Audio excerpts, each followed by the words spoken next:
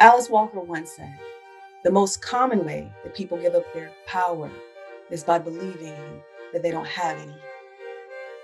Hi, my name is Venus Jones. I'm an author, actress, poet, and educator, and the producer of this project. Welcome. And even though we may not always agree, sharing our intentions is the thing to do. And if someone says, well, that's not true, ask them why they feel a specific way. You may find it's not always black and white, it's shades of blue and gray. And if you're giving old words new meanings and your ideas keep getting shot down, imagine words that unite people. May we create our own new loving expressions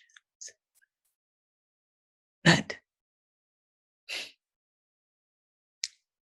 heal hearts, that mend minds. If we, as change makers in one of the most progressive states in the US, are to lead the way, we wanted to ask, what does it take to have a revolutionary healing in the Bay and beyond?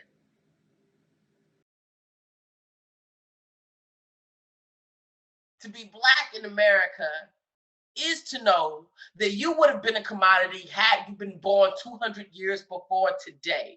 200 years before today, I would have been born enslaved, and my hands would have been drenched in burgundy blood from picking cotton in fights, in the right routes to run away. And sometimes, I said, sometimes being Black feels like being the prequel to the revolution, or a sequel titled Retaliation.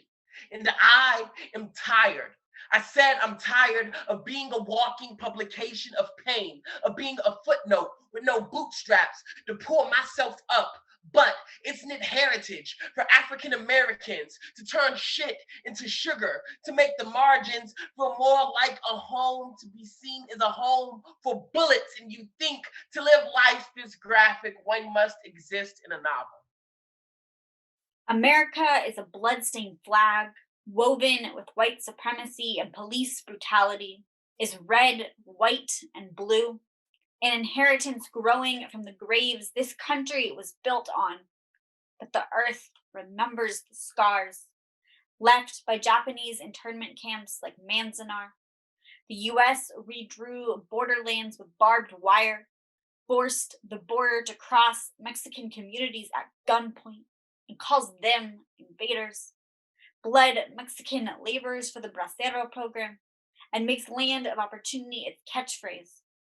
The US classrooms market those responsible as bad apples, as if apple pie isn't tradition, perhaps dismiss as tragic accidents, if the textbooks mention them at all, as if gaslighting survivors' descendants isn't yet another exclusion act, exile students to detention who notice that these are all branches of the same tree, each generation passing down legacies of imprisonment.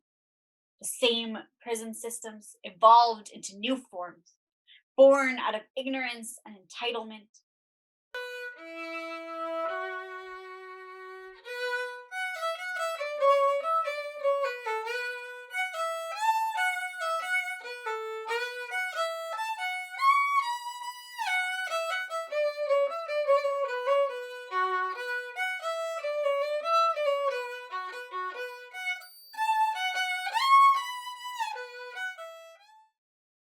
You have officers that know and live in the community. And so they can get out of their car and automatically spot people they know, and that the people are like, oh, thank God so-and-so's here. I think that's a huge thing that's missing in most police departments in inner cities, is there is no relationship. There's no communication. They don't know you, Officer Bob. Speak now. Speak now. Can you hear the angels cry out? Speak now.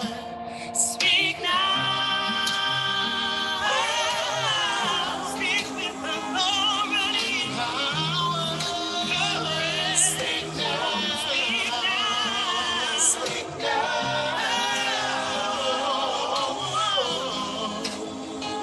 Can you hear